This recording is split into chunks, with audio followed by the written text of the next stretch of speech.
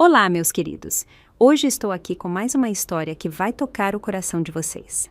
Mas antes de começar, me conta, de qual parte do mundo você está assistindo e que horas são aí agora? Não esquece de deixar nos comentários. E se ainda não é inscrito no canal, aproveita para se inscrever e curtir o vídeo. Assim você me dá uma força enorme. Se estiver tudo certo por aí, vamos direto para a história. Eu estava nos arredores do bairro do meu filho em Queens, segurando um bolo de aniversário cuidadosamente embalado, tremendo enquanto o vento de fevereiro chicoteava a rua como uma navalha. O ar de Nova York me atravessava o cachecol, então o ajustei ainda mais ao pescoço. Hoje era o 5º aniversário do meu neto Bento. Na semana passada, tínhamos planejado comemorar juntos. Eu até fui até aquela confeitaria boutique no Brooklyn para comprar o bolo de super-herói favorito dele na esperança de surpreendê-lo. Mas eu estava ali parada há quase 30 minutos, fazendo ligação após ligação, mais de uma dúzia no total, e ninguém havia atendido. Adriano tinha me dito antes que de repente seria enviado para fora da cidade a trabalho.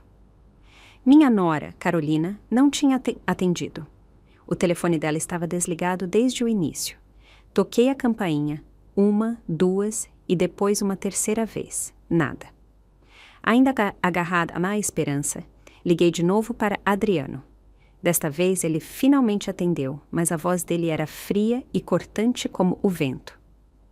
Mãe, Fan, eu te disse, estou fora a trabalho. Não estou em Nova York agora. Por favor, pare de ligar. Tá legal?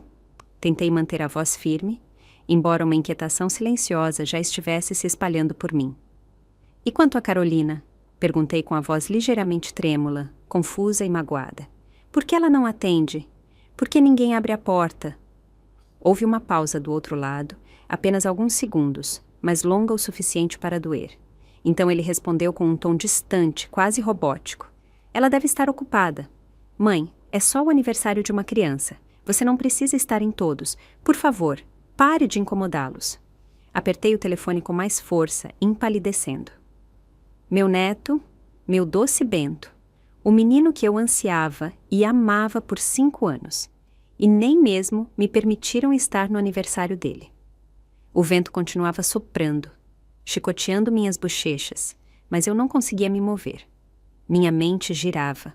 Carolina nunca tinha sido carinhosa comigo, mas sempre manteve as aparências. Hoje, porém, o silêncio por trás daquela porta parecia deliberado, como se de repente eu tivesse me tornado uma convidada indesejada, uma estranha.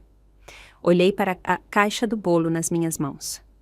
Minha respiração subia em nuvens pálidas levadas pelo vento, e algo no meu peito doía profundamente. Meu nome é Brígida Dawson, tenho 66 anos. Trabalhei mais de 2 décadas em um escritório de finanças do governo antes de me aposentar. Meu marido faleceu jovem de câncer quando Adriano ainda estudava. Eu o criei sozinha.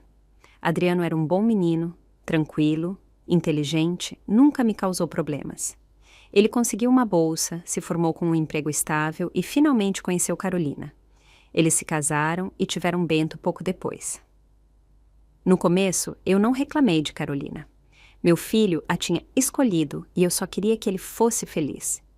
Mas com o tempo comecei a perceber que Carolina nunca me recebia bem. Começava com pequenas coisas. Eu me aproximava para ajudar a arrumar e ela ficava rígida. Me apontava como tinha movido algo ou reclamava que minha comida era muito pesada e não se encaixava no estilo de vida saudável dela. Quando me ofereci para ajudar com as lições de casa de Bento, ela recusou educadamente, dizendo que tinha uma babá e que tudo estava sob controle. Eu não sou de me impor. Se eles não queriam que eu me envolvesse, eu me afastava. Então, reduzia as coisas. Apenas presentes em feriados e aniversários. Nada de visita sem aviso. Ainda assim, eu sentia a aversão dela. Não era sutil. Vinha de algo mais profundo. No ano passado, quando estive no hospital por 2 semanas, Adriano só me visitou. Carolina não apareceu nenhuma vez. E sim, doeu, mas eu disse para mim mesma. Adriano já tem a própria família. Eu não podia esperar mais. Não podia ser um fardo. Mas hoje era diferente. Hoje era o aniversário de Bento. Eu tinha lembrado Adriano 1 semana atrás, na esperança de que pudéssemos comemorar em família. Ele tinha dito, claro, mãe, você é muito atenciosa.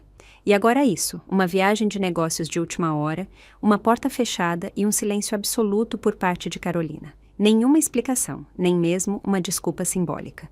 Foi então que eu entendi. Talvez eles simplesmente não quisessem que eu estivesse ali. Parada no frio, com o vento atravessando meu casaco, peguei meu telefone e disquei um número que eu sabia de cor. Carol Benson, que morava rua abaixo. O neto dela ia para o mesmo pré-escolar que Bento. A ligação conectou rapidamente. A voz quente e familiar dela atravessou o ar gélido. Brígida, tudo bem? Hesitei. Então perguntei, tentando manter a voz calma. Você sabe se o pré-escolar teve algum evento hoje? É o aniversário de Bento, mas não consegui contatar Carolina. Ninguém abre a porta também. Houve uma pausa, o suficiente para meu coração acelerar. Então, a voz de Carol retornou, mais tranquila, mais hesitante. Brígida, você não sabia? Um arrepio percorreu minha espinha. Apertei os dedos em torno do telefone. Saber o quê? Ela respirou fundo, como se estivesse escolhendo as palavras com cuidado, e então disse em voz baixa. Eu vi Adriano no pré-escolar esta tarde. Ele buscou Bento ele mesmo. Fiquei congelada. Tudo ao meu redor, o vento, o barulho, a dor nas mãos, desapareceu no silêncio. Eu só conseguia ouvir a voz de Carol ecoando na minha cabeça. Adriano no pré-escolar, mas ele me disse que estava fora da cidade a negócios. E assim, de repente, meu coração encolheu. A caixa do bolo na minha mão amassou um pouco. Ele mentiu para mim. Ele não foi a lugar nenhum. Ele foi buscar Bento ele mesmo. Enquanto isso, eu fiquei paralisada na frente da porta deles, esperando como uma tola. Ele sabia que eu ia vir, e ainda assim não disse nada. Ele me deixou à mercê do tempo, literalmente. Por quê? Por que eles mentem para mim? Por que me excluem como se eu fosse um estranho intruso? O vento voltou a soprar, desta vez feroz e cortante, fazendo meu rosto arder. O bolo de repente pareceu mais pesado, como se estivesse pressionando meu peito. Meus pensamentos turbilharam em todas as direções até que um deles ficou preso no meu estômago. Aquele que eu não queria admitir. Eles não me queriam ali. Não, só hoje. Não mais. Foi patético, na verdade, o tempo que levei para perceber isso. No caminho para casa, tudo parecia embaçado, como se eu estivesse me movendo em meio à névoa. Na esquina, ouvi alguém me chamar. Levantei o olhar e vi Carol se aproximando, o rosto tenso de preocupação. Ela parou na minha frente, hesitante. Brígida, ela disse suavemente. Me perdoe por dizer isso, mas ouvi coisas... rumores. Você sabe que Adriano e Carolina têm falado há algum tempo em querer mais espaço, menos interferências. Dei um sorriso forçado. Obrigada, Carol.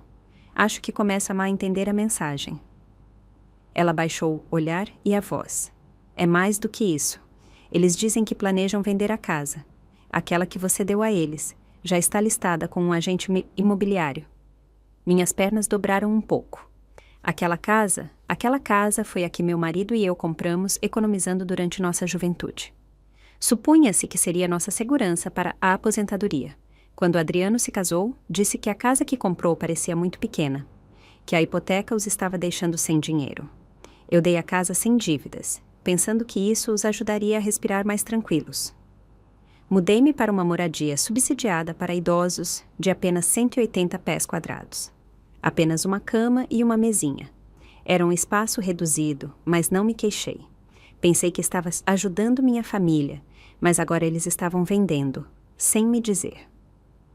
Senti como se tivessem me jogado um balde de água gelada na cabeça. Todos os meus nervos paralisaram. Não só estavam me pondo limites, queriam que eu fosse embora para sempre. Ao voltar para meu apartamento, pequeno, mas impecável, a primeira coisa que fiz foi ligar para o banco e suspender as transferências mensais que enviava a Adriano. Todo mês, uma parte da minha pensão ia para ajudá-lo com a hipoteca porque ele dizia que estava mal e eu não suportava vê-lo estressado. E agora, não mais.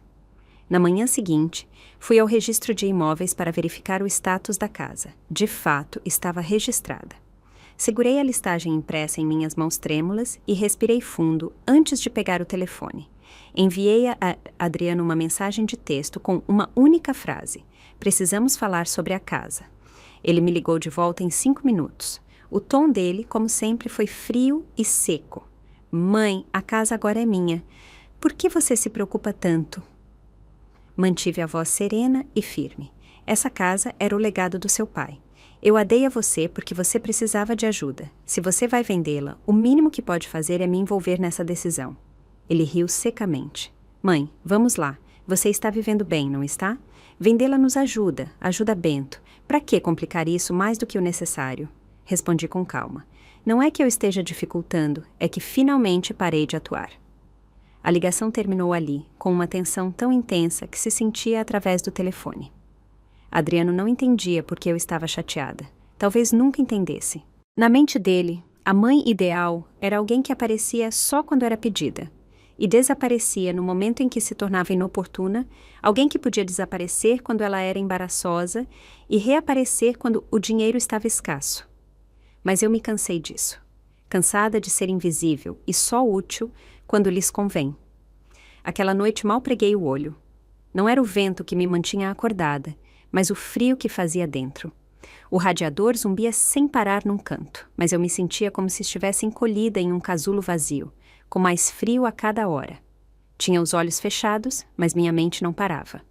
A foto de Bento pendurava bem acima da minha cama. Ele sorria radiantemente, e, no entanto, hoje eu nem pude ver aquele sorriso. Não parava de ouvir a voz de Adriano no telefone, distante, impaciente, e aquela frase que eu não conseguia tirar da cabeça. Mãe, pare de me ligar. Você está nos incomodando muito. Um incômodo. Depois de todos esses anos em que o acompanhei com febre na emergência, depois de vê-lo dar seus primeiros passos em direção à vida adulta, depois de me preocupar muitíssimo com ele por décadas, agora eu era só um incômodo. Antes que o sol nascesse, me sentei na cama, fui para a cozinha e preparei um café puro. Enquanto ele esfriava nas minhas mãos, abri a gaveta e peguei uma cópia do contrato de doação da propriedade. Mal me lembrava no que estava pensando ao assiná-lo. Só que ele havia dito que a hipoteca os estava matando e que precisava de ajuda. Não fiz perguntas. Entreguei a escritura da casa que meu marido e eu tínhamos comprado juntos, com muito dinheiro e economias. Nem sequer contratei um advogado. Simplesmente confiei nele. Quando o café esfriou, eu já tinha tomado uma decisão. Às 7 em ponto, vesti minha gabardine e me dirigi à biblioteca. Na minha bolsa Vieba havia duas coisas: o contrato assinado e uma cópia impressa do anúncio imobiliário que eu havia encontrado na noite anterior. Dentro do velho edifício de tijolos da biblioteca havia um escritório de assistência jurídica comunitária. Todas as quartas-feiras, um advogado aposentava-se como voluntário para ajudar pessoas como eu, idosos com baixa renda, a navegar pelo sistema. Quando cheguei, já havia se formado uma fila. Homens e mulheres idosos com casacos grossos agarravam pastas ou olhavam fixamente para seus sapatos. Eu me uni à fila em silêncio, com o coração muito embaraçado para descrever. Quando chegou minha vez, uma mulher com aparência cansada e óculos de aro vermelho me recebeu na recepção. Tinha um tom amável, apesar das olheiras. Olá, com que problema você precisa de ajuda? Trata-se de uma propriedade familiar doada, murmurei. Talvez precise de ajuda. Ela assentiu. Você tem os documentos? Entreguei-lhe o contrato e a listagem. Ela folheou, parando um momento na metade da leitura. Venha comigo, disse ela. Você vai querer falar com Helena. Helena Porter.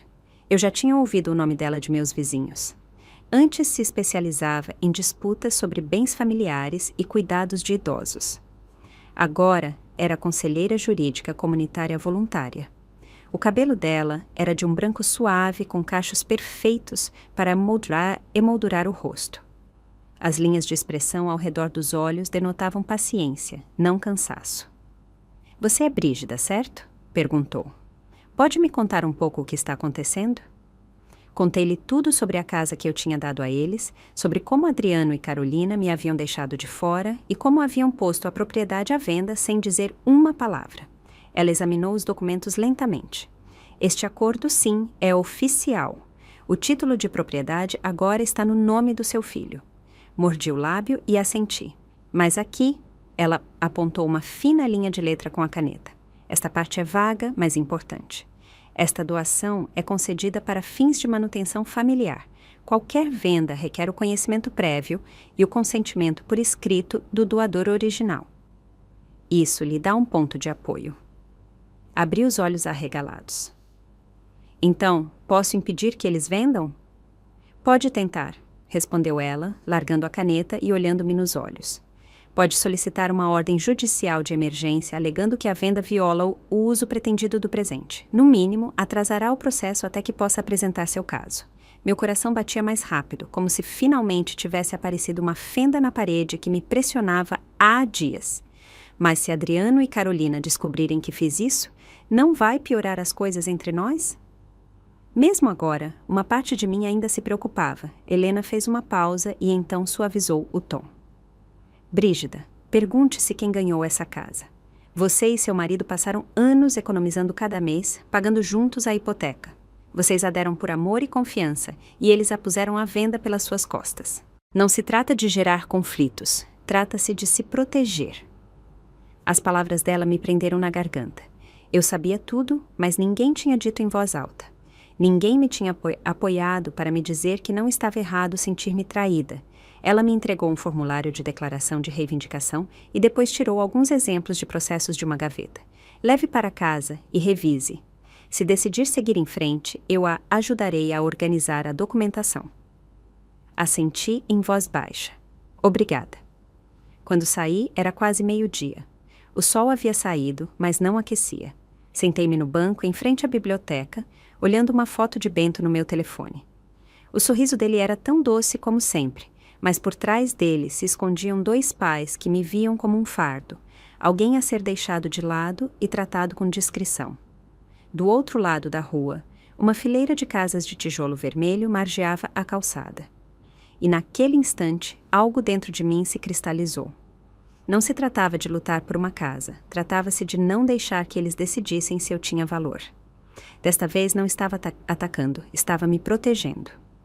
Depois de falar com a clínica jurídica sobre a casa, percebi que saía cada vez menos. Não era só o clima, mas o peso no peito daqueles que dificultavam olhar as pessoas nos olhos.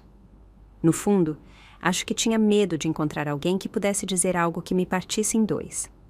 Mas a vida tem a própria maneira de te arrastar de volta ao mundo. Era sexta-feira à noite e eu tinha acabado de descer para verificar o correio quando encontrei Carol. Ela ia de mãos dadas com o neto, a caminho de casa. O pequeno caminhava alegremente com um monte de balões coloridos na mão, mas quando me viu, o sorriso dele desapareceu. Brígida, disse ela suavemente, com a voz embargada pela hesitação. Como você está? Assenti e me forcei a falar com calma. Estou bem, fico em casa, está muito frio ultimamente. Ela me olhou e depois para o neto. Por que você não corre para o parque um pouco? Disse ela em voz baixa, vendo-o se afastar saltitando antes de se voltar para mim. Eu conhecia aquele olhar. Nós, mulheres mais velhas, temos uma espécie de entendimento tácito, uma intuição silenciosa quando alguém precisa conversar. De fato, quando estive perto o suficiente, ela baixou a voz. Ouvi algo, ela começou. Daqui perto. Não sabia se você gostaria de saber. Soltei uma risada seca. A esta altura, não acho que possa fazer mais dano do que já fez. Vá em frente. Carol suspirou. É sobre aquele dia, o bolo de aniversário. Alguns te viram esperando na porta. Ali parada assim, impactou muito eles. Mais tarde, um vizinho passou pela casa de Adriano e ouviu vozes no jardim. Diziam que você sempre aparecia, que se metia em problemas como se fosse uma velha que não sabe como se desapegar. Que você é um fardo. Naquele momento senti como se um trovão ressoasse em meus ouvidos. Não porque me surpreendesse, mas porque a ferida que eu acreditava já ter crostas ainda sangrava.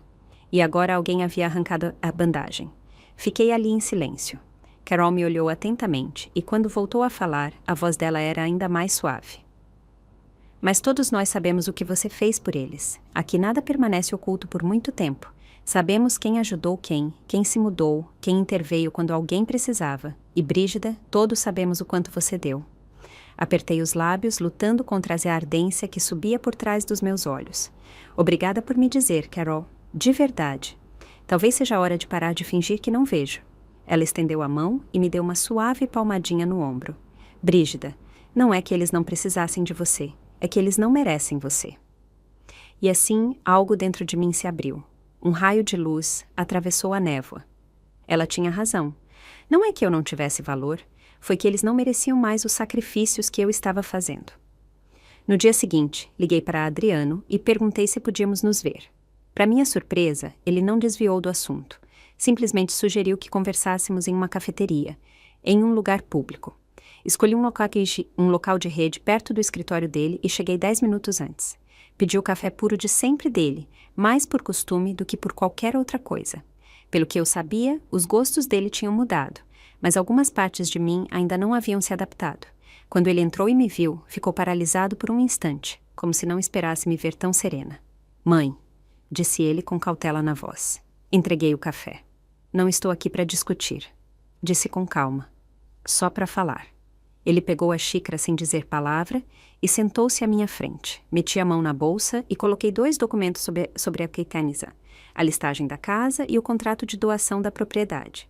Sei que você e Carolina estão planejando vender a casa, disse. Ele apertou a mandíbula. Os dedos dele começaram a traçar círculos nervosos ao longo da borda da xícara. Mãe, essa casa é legalmente minha. Você a cedeu. Você sabia o que isso significava? Assenti. Sim, eu a dei a você. Mas você também sabe que há uma cláusula nesse contrato que diz que qualquer venda deve ser divulgada e aprovada pelo doador. Ele silenciou por alguns segundos. Então murmurou. Carolina disse que você não se importaria. Eu o olhei fixamente nos olhos. Você realmente acha que uma mãe que deu sua última casa, que vive sozinha em um apartamento de proteção oficial, não se importaria com o que acontece com a casa em torno da qual construiu sua vida? Ele não respondeu. Insisti. Nunca quis impedi-lo de viver uma boa vida, mas isso não significa que aceitarei ser excluída por completo. Não permitirei que tudo o que dei se transforme em um fardo incômodo. Então ele me olhou e por um instante vi algo cruzar o rosto dele. Culpa, talvez, mas desapareceu logo, oculto pela mesma expressão cautelosa. Mãe, não queríamos te machucar. É só que tudo está muito difícil ultimamente. A matrícula, os gastos escolares de Bento. Só estamos tentando aliviar a pressão. Soltei uma risada seca. Sei que a vida não é fácil para você, mas você parou para pensar que tenho 66 anos e vivo sozinha com um salário fixo? Não sou feita de aço. Você contou com meu apoio por anos, tanto financeira quanto emocionalmente, e assim que se torna inconveniente, eu fico desamparada. Isso não é aliviar a pressão, é traição. O rosto dele ficou rígido. Os lábios se separaram, mas nenhuma palavra saiu. Levantei-me. Minha voz era firme, mas clara. Isso não acabou. Falei com um advogado. Essa casa não pode ser vendida sem meu consentimento. Então, a menos que você consiga minha assinatura, não espere que saia um único dólar. E dito isso, me virei e saí. Meu reflexo na janela da cafeteria mostrava uma coluna reta, uma mulher firme. Não fui para casa imediatamente. Sentei-me em um banco mais abaixo, deixando a cidade me cercar. A luz do sol se filtrava pelo estreito espaço entre as torres de escritórios, iluminando o papel que eu tinha na mão, uma cópia do pedido de medida cautelar de propriedade que eu havia assinado antes. Planejava apresentá-lo oficialmente na semana que vem. Isto foi só o começo. Não esperava que Adriano mudasse de repente, nem que Carolina adquirisse consciência da noite para o dia, mas finalmente havia aprendido algo.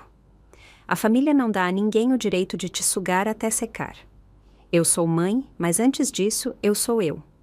Alguns dias depois, entrei no escritório de assistência jurídica comunitária com uma pilha cheia de documentos em minhas mãos. Helena levantou o olhar e me fez um pequeno gesto com a cabeça. Pronta. Entreguei-lhe cada página, uma por uma. Minha voz soava tranquila, decidida. Estou pronta. Ela revisou cuidadosamente os documentos, verificando cada data, assinatura e linha para verificar sua conformidade. Uma vez satisfeita, juntou as mãos e disse com amabilidade: solicitaremos a ordem judicial de emergência hoje. O juiz geralmente emite uma resposta inicial em 48 horas. Se aprovada, a propriedade ficará temporariamente bloqueada para qualquer transação. Assenti. Ainda sentia a opressão no peito. Mas não como há algumas semanas. Já não me afogava. Helena deslizou uma cópia do processo por cima da mesa.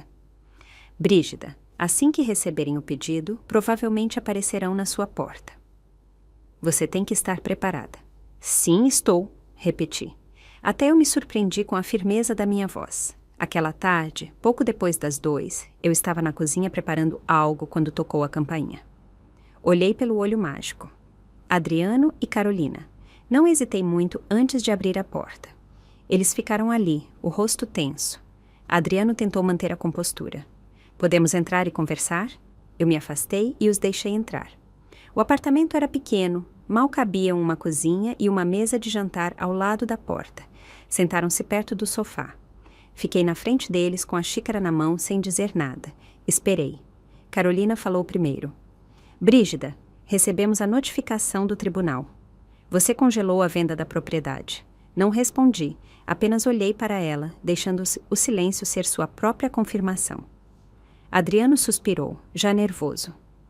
Mãe, por que você está fazendo isso? Você mesma disse que nos deu a casa. Baixei minha xícara lentamente. Sim, mas também deixei uma proteção. Esse acordo diz claramente que qualquer venda requer meu consentimento. Ambos sabiam disso, e ainda assim tentaram vender pelas minhas costas sem uma única ligação. Diga-me, Adriano, isso lhe parece demonstrar respeito? Carolina interveio, na defensiva. Não foi essa a intenção. Você só pensava que eu não descobriria, não é? A interrompi. Você acreditava que eu era mais velha, agradável, que não faria um escândalo, então podia continuar pegando e eu ficava quieta. O rosto de Adriano se ensombrou. Ele se remexeu no assento com a mandíbula apertada, mas não disse nada. Virei-me para Carolina. Você nunca gostou de mim. Eu sei disso há muito tempo. Você acha que meu jeito de viver, meu jeito de falar te incomoda, que eu me excedo, que me intrometo. Mas me diga, quando você não pôde encontrar babá depois que Bento nasceu? Quem esteve lá em menos de 1 hora? Quem usou suas economias para a aposentadoria para te ajudar com a hipoteca? Quem deu um passo atrás assim que você disse? A partir daqui, nós nos encarregamos. E nunca mais cruzou sua porta. A sala ficou em silêncio. Pela primeira vez, havia algo vulnerável nos olhos de Carolina. Ela abriu a boca e depois a fechou novamente. Adriano finalmente falou. Mãe, não queríamos te machucar. É só que tudo está muito difícil. A matrícula, os empréstimos. Pensamos. Olhei para ele com a voz mais suave, mais firme. Sei que as coisas são difíceis, mas você não pode me transformar na sua solução. Não sou seu caixa eletrônico, não sou seu plano B. Tenho 66 anos, Adriano. Não vou entregar o resto da minha vida a pessoas que me tratam como se eu fosse descartável. Ele baixou para o olhar e voltou a ficar em silêncio como um menino que foi pego fazendo algo errado. Mas Carolina não estava disposta a ceder. Pensamos nos seus sentimentos. Você leva tudo muito a sério. Sempre acha que estamos tentando te excluir. Soltei uma risada curta e amarga. Carolina, eu fiquei na sua porta com o bolo favorito de Bento. Liguei mais de 1 dúzia de vezes. Você não respondeu. Adriano me disse que estava fora da cidade e no dia seguinte descobri que estava na casa buscando Bento na escola. Você realmente acha que estou apenas imaginando? Ela mordeu o lábio e não disse nada. Adriano levantou a cabeça. Então, o que acontece agora? Olhei-o nos olhos. Minha voz era baixa, mas ressoava com algo claro e inabalável. Não estou aqui para arruinar sua vida, mas lutarei pelo meu lugar nela. Se você quer paz, aprenda a respeitar. Se não, acredite, não cederei. Eles se foram sem dizer outra palavra. Quando a porta se fechou atrás deles, reclinei na minha cadeira e fechei os olhos, soltando um suspiro longo e lento. Não porque eu tivesse ganhado, mas porque finalmente deixei de ser o tipo de mãe que tinha medo de falar. Por anos, mantive esta família unida com nada além de paciência e doçura. Agora, finalmente, estava aprendendo a manter esse lugar com minha voz, se necessário. Não se tratava apenas de uma casa, tratava-se de proteger o resto da minha vida. 1 semana depois, em uma tarde tranquila, o veredito oficial do tribunal chegou na minha caixa de entrada. Abri o PDF com o coração batendo forte no peito e os olhos percorrendo linha após linha até encontrar. O tribunal determinou que o caso merece revisão judicial, portanto é emitida uma medida cautelar. A propriedade em questão ficará congelada durante todo o processo judicial. Qualquer tentativa de venda, hipoteca ou transferência será considerada inválida. Fiquei olhando a tela em silêncio, até minha visão ficar embaçada e meus olhos se encherem de lágrimas. Sabia que este não era o fim do caso, mas foi o primeiro reconhecimento real. uma voz autoritária que dizia: "Você não está sendo mesquinho, está defendendo o que é seu." Na manhã seguinte, Helena ligou. "Brígida, você acertou em cheio", disse ela com um tom inusitado de alegria na voz. "Pode ser que seu acordo fosse simples, mas ele te salvou. O juiz reconheceu sua interpretação da cláusula de doação e concordou que, eticamente, esta venda levanta sérias dúvidas." Apertei o telefone com força, tentando manter a compostura. "Então, isso significa que a casa está congelada?" "Por enquanto, sim." Ela fez uma pausa. "Mas o mais importante é que isso envia uma mensagem clara. Você não é mais alguém a ser ignorado." Depois acrescentou: "O juiz também recomenda que tentemos uma mediação. Eles poderiam lhe oferecer um acordo em troca de levantar o congelamento. Você está disposta a ouvi-los?" Fiquei calada por um momento. Não era que eu não quisesse compensação, simplesmente não queria que me dessem como se fosse dinheiro para me calar. Disse em voz baixa: "Estou disposta a ouvir, mas sem pressa. Deixe-os refletir sobre o que fizeram por um tempo." E eles se sentaram. 2 dias depois, Carol me encontrou no corredor de frutas e verduras do supermercado que ambas frequentávamos. "Vi Carolina no estacionamento", disse ela, com os olhos arregalados, o rosto vermelho, falando ao telefone com alguém, gritando que o empréstimo não tinha sido aprovado e culpando você por ter estragado tudo. Assenti, não disse uma palavra. Eu podia adivinhar o que estava acontecendo. Contavam com a venda da casa para cobrir um déficit financeiro. Talvez para pagar a matrícula de Bento, talvez para melhorar sua casa, mas agora, com a casa congelada, estavam presos como uma cobra pegada pela cauda, furiosos, mas impotentes. Carol se aproximou. Disse que Carolina estava sendo insensível ao fazê-los passar por isso. Eu apenas neguei levemente com a cabeça. Não precisava mais da compreensão de Carolina para me sentir em paz. Eu tinha descoberto algo muito mais importante. Eu tinha provado para mim mesma que podia viver à minha maneira. E quanto a Adriano, no dia em que recebeu a notificação oficial do meu advogado, chegou em casa e mal disse uma palavra. Carolina passeava pela sala. Ela tem que parar com tudo isso. Ela deveria ter pensado melhor antes de se envolver novamente. Adriano sentou-se, esfregou as têmporas, então disse em voz baixa: "Ela não fez nada de errado. Ela se conteve por anos por nós." Carolina parou a meio passo. "O que isso supostamente significa?" "Você sabe exatamente o que quero dizer?" disse ele com a voz tensa. "Nós tiramos tanto dela. O que realmente devolvemos?" Talvez, só talvez, fosse a primeira vez que eles discutiam de verdade por mim. Não pelo meu dinheiro, não pela casa, por mim. Não vim me gabar, não torci a faca. Em vez disso, fiz algo que vinha adiando há anos. Algo que sempre quis fazer, mas que continuei adiando em nome de colocar a família em primeiro lugar. Matriculei-me em uma aula de jardinagem comunitária. Era uma tarde ensolarada de terça-feira. Coloquei um avental com a pá na mão e fiquei ao lado de um grupo de mulheres mais velhas enquanto plantávamos rosas, transplantávamos campainhas e trocávamos dicas sobre terra e exposição ao sol. Alguém trouxe café, outro distribuiu biscoitos caseiros, e pela primeira vez em muito tempo eu senti. A vida se expandia além de Adriano e sua pequena casa. Eu podia fazer amigos, podia contar histórias da minha juventude, podia me preocupar com uma boca de leão torta em vez de uma transferência automática mensal que esvaziava minha conta. Os vizinhos sabiam pelo que eu havia passado. Ninguém se intrometia nos meus assuntos, ninguém sussurrava. Ao contrário, me apoiavam de forma discreta e prática, como recomendar-me um estúdio floral local que buscava ajuda, a tempo parcial, dizendo que poderia ser uma boa maneira de rentabilizar todo aquele talento. Eu ri e minimizei com um gesto. Estas mãos estão um pouco velhas para isso. Mas alguém simplesmente sorriu e disse: "Você esqueceu como viver para si mesma." Adriano não havia se comunicado, não diretamente, mas Carol mencionou tê-lo visto um dia sentado sozinho nas escadas do tribunal. Disse que ele tinha os olhos vermelhos, como se tivesse sido repreendido, ou talvez apenas tivesse chorado. Não respondi. Não é que eu não sentisse algo por ele. É meu filho. Eu o criei. Mas compaixão não significa que vou me deitar e deixar que ele me pise de novo. Aquele fim de semana, sentei-me à janela da sala para podar caules de rosas enquanto um velho programa de rádio zumbia ao fundo. O suave ritmo das tesouras harmonizava com o silêncio da luz do entardecer. Então o telefone tocou, um número desconhecido. Hesitei antes de atender. Mãe! A voz do outro lado era baixa e rouca. Adriano, não falei. Ele esperou um instante e então continuou. Eu sei que nós erramos. Carolina insistia que queria mais segurança, uma vida melhor. Disse que se vendêssemos sua casa, teríamos um grande colchão financeiro. E eu acreditei nisso. Pegamos tudo o que você nos deu e agimos como se nos devessem. Minha voz saiu suavemente.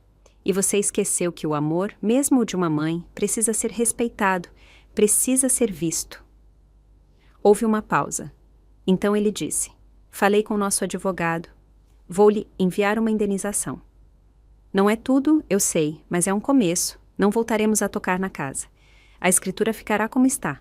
Você pode decidir o que fazer com ela quando quiser. O silêncio se prolongou por um momento. Eu não desliguei, apenas disse em voz baixa: Adriano, se você realmente quer mudar, comece pelo respeito. O resto veremos. Um silencioso ok foi ouvido na linha. Então a ligação terminou. Recostei-me na cadeira com o telefone ainda quente na mão. Lá fora, o céu havia escurecido até adquirir aquele suave anil entre o dia e a noite. Isto não foi reconciliação, não foi perdão, não foi esquecimento, mas era algo mais, algo melhor. Havia encontrado meu lugar de novo, não como um peão no plano de outra pessoa, não como a figura materna, sempre generosa e nunca vista. Eu era Brígida Dawson, aposentada, viva, capaz, com limites. Havia ganhado o caso, mas o mais importante, havia recuperado a mim mesma. Um mês depois, finalmente chegou a primavera. Na minha janela, floresceu o primeiro jacinto, uma suave flor violeta que abria caminho entre um cacho de folhas verdes. Foi como um suspiro longamente esperado, uma exalação silenciosa após suportar o frio por tanto tempo.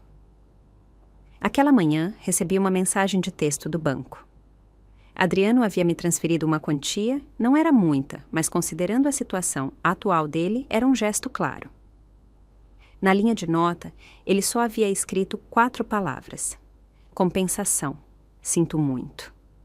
Após revisar os detalhes, Helena disse: eles podem considerar isso como uma indenização parcial por danos emocionais, ou, se estiverem prontos, como base para um acordo. Se desejarem, podemos abandonar o litígio na próxima audiência.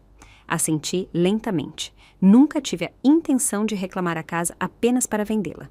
Talvez nunca me devolvessem completamente, mas eu havia conseguido algo muito mais valioso: a segurança de que nunca mais ficaria sem teto. Notifiquei Adriano e Carolina que podiam conservar a propriedade por enquanto, mas que de agora em diante qualquer venda futura exigiria minha aprovação explícita por escrito. Sem minha assinatura, nenhum único tijolo poderia ser tocado. Tudo ficou registrado em um memorando de entendimento formal e arquivado no sistema eletrônico do tribunal. Guardei uma cópia da impressa, a chave de uma fechadura da qual já não temia. Uma vez que a disputa pela moradia ficou para trás, minha vida finalmente voltou a um ritmo tranquilo. Bento estava ligando com mais frequência. Tinha a sensação de que seus pais já não desaconselhavam o nosso contato. Vovó? Disse ele, radiante em uma videochamada recente, segurando um livro ilustrado. Você sabia que as baleias cantam de noite? Eu ri enquanto me servia um copo d'água. Bom, da próxima vez você vai ter que ler para mim, tá bom? De acordo. Ele assentiu com veemência. Então se aproximou da câmera e sussurrou. Mamãe disse que você vai se mudar de novo. Você vai levar a foto das flores que eu fiz para você, os cravos. Senti um formigamento no nariz. Assenti. Claro que sim, vou até emoldurar. Quando a ligação terminou, fiquei no meio do meu apartamento quase vazio. Agora, apenas paredes e ecos. Este lugar foi meu ponto mais baixo, mas também meu despertar. E agora era a hora de virar a página. Adriano estava realmente tentando reparar o que restava entre nós. Além do dinheiro, ele também me ajudou a contatar uma comunidade de moradias para idosos na zona oeste da cidade. As unidades eram projetadas para a vida independente com serviços básicos de apoio. A que escolhi tinha uma varanda espaçosa e um canteiro elevado para plantar. Planejava levar os jacintos junto com minhas pequenas suculentas, que nunca haviam prosperado totalmente, mas que também não haviam morrido. Quanto à casa velha, depois de conversar com Adriano e Carolina, nós a alugamos. Helena nos ajudou no processo. Agora é o lar de um jovem casal, ambos enfermeiros. O aluguel não é muito, mas é suficiente. Adriano e eu concordamos em dividi-lo 50-50. Essa renda me dá tranquilidade e me dá independência. No dia da mudança, eu não disse a Adriano, mas de alguma forma Bento sabia. Ele ligou com a tela tremendo enquanto agitava o telefone. Vovó, posso visitar seu novo lar? Sorri. Se sua mãe disser que sim, você sempre é bem-vindo. Farei com que liguem para você, disse com seriedade. Alguns dias depois, Adriano enviou uma mensagem de texto. Mãe, se você achar bem, gostaria de levar Bento para ver seu novo lugar. Respondi simplesmente. Bento sempre é bem-vindo. Se tiver tempo, pode vir tomar um chá também. Aquela primeira noite na minha nova casa, preparei uma chaleira de chá de camomila e abri as janelas para deixar a brisa primaveril entrar. A luminária de canto projetava um brilho quente e amarelo na parede. Sentei-me em uma cadeira de vime nova com o desenho de Bento ao lado, um livro de poesia no meu colo e um folheto para o recrutamento de voluntários da próxima semana no Clube de Jardinagem Comunitário sobre a mesa. Pela primeira vez, minha vida não se tratava de esperar que alguém ligasse, e certamente não se tratava de temer o silêncio quando não o faziam. Finalmente entendi, começar de novo não requer algo barulhento ou dramático. É um processo silencioso, uma lenta recuperação de si mesmo. Começa a comparar de tentar continuar sendo relevante na história de outra pessoa e continua escrevendo a sua sem esperar ser amado, mas aprendendo a amar a si mesmo profunda e intencionalmente. Fechei os olhos e deixei escapar um suspiro que eu não sabia que estava aprendendo. Toda a minha vida acreditei que ser mãe era minha identidade completa, mas agora sabia a verdade. Mesmo as mães, especialmente as mães, têm o direito de escolher a vida que lhes pertence. Lá fora, o jacinto balançava com a brisa, como se estivesse aplaudindo. Meu nome é Adriano Dalzon, tenho 36 anos. Para a maioria das pessoas, provavelmente pareço o pior tipo de filho, aquele que foi criado por uma mãe solteira e acabou levando-a a tribunal por causa de uma casa. Mas se você me ouvir, talvez entenda que nem tudo desmoronou da noite para o dia. Quando era criança, eu era muito próximo da minha mãe. Meu pai faleceu prematuramente e só restamos nós dois. Ela trabalhava como contadora em um escritório governamental, sempre com o mesmo uniforme azul ardósia, levando a marmita para o trabalho e de volta. Minha parte favorita do dia era quando ela chegava em casa e começava a preparar o jantar, perguntando: alguém te causou problemas hoje na escola? Não, eu sempre dizia, mesmo que não fosse verdade. Ela sorria e dizia: bom, você é o mais importante na minha vida. Preciso saber que você está bem. Naquela época, eu realmente acreditava que ela era a presença mais calorosa do mundo. Mesmo depois de me mudar para ir para a universidade, ela continuava me ligando toda semana para perguntar se eu precisava de alguma coisa. Comida, meias, pilhas. Toda vez que eu chegava em casa, tinha uma panela do meu ensopado de carne com tomate favorito no fogão. Seu pai adorava isso, ela dizia. E era seu favorito quando pequeno? Quando você dá uma mordida, parece que esta casa ainda tem coração.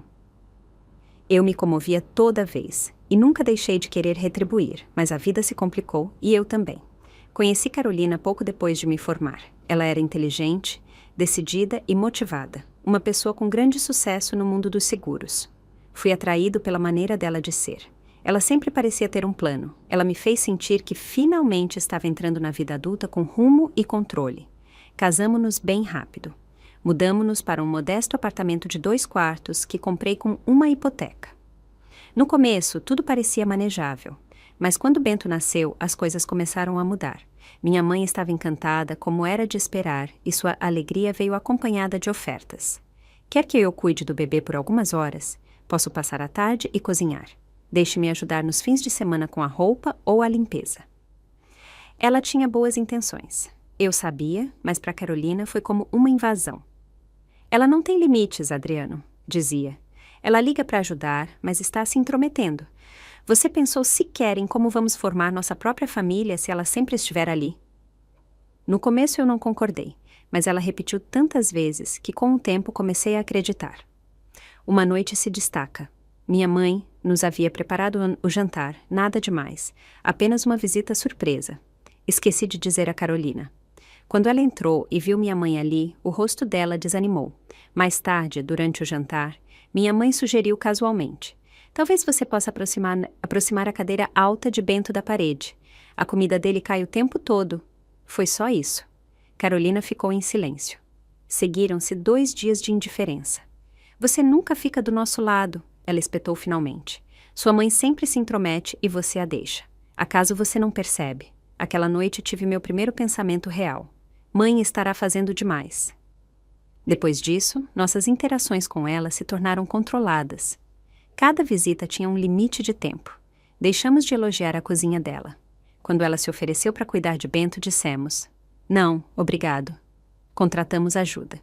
E nunca mais reconheci o dinheiro, sua transferência bancária mensal para ajudar com a hipoteca. Sabia que ela sentia. A frieza. Sabia que ela estava se afastando, tentando não estorvar, mas não me dei conta do quanto a tínhamos afastado até que foi tarde demais. A casa foi ideia de Carolina. Adriano, estamos afogados em contas. A hipoteca, o empréstimo do carro, é demais. Aquela casa que sua mãe te deu está ali parada. Deveríamos vendê-la. Ela já te cedeu. Só precisamos autorizar a venda. É só isso. Hesitei. Me incomodava saber que ela estava naquele pequeno apartamento de proteção oficial, sem varanda, sem espaço. Mas Carolina insistiu mais. Disse que estava tudo bem, não é? Disse que deveríamos tomar nossas próprias decisões, não é? Então, pare de esperar a aprovação dela. E eu tomei a saída do covarde. Não disse nada, o que era tanto quanto dizer que sim. Disse para mim mesmo que ela nunca perceberia ou que, se o fizesse, não lutaria. Não era de enfrentar o próprio filho, foi isso que me disse. Então chegou a notificação do tribunal, uma ordem judicial formal. Fiquei ali com o papel na mão e me dei conta, ela não era fraca. Já não queria ficar quieta. Não posso esquecer o momento em que estávamos naquela cozinhazinha dela, quando ela me olhou nos olhos e disse: tenho 66 anos. Não posso entregar o resto da minha vida a pessoas que não sabem como cuidar de mim. Naquele instante, pela primeira vez, senti-me verdadeiramente envergonhado. Não porque ela tivesse congelado a venda da casa, mas porque fui eu quem a encurralou, onde não lhe restou outra opção senão pegar uma arma para se defender.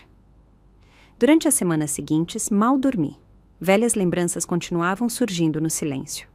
Ela correndo comigo pela neve para chegar à clínica com meu rosto colado no pescoço rachado pelo vento dela.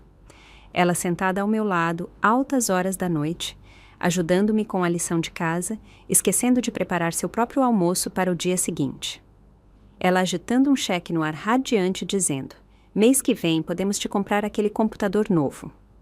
De criança, eu lhe havia dito muitíssimas vezes: quando crescer, vou cuidar de você.